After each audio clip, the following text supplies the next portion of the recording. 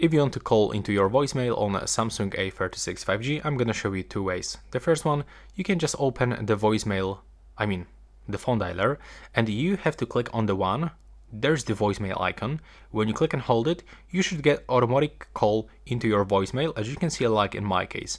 But let's say that you don't have this number assigned into your voicemail, into this first number, then you will have to click on the three dots in the right upper corner and move into settings.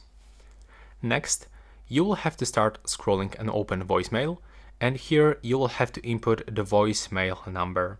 You can also check the voicemail number. If you don't have voicemail number right here, you have to call into your carrier,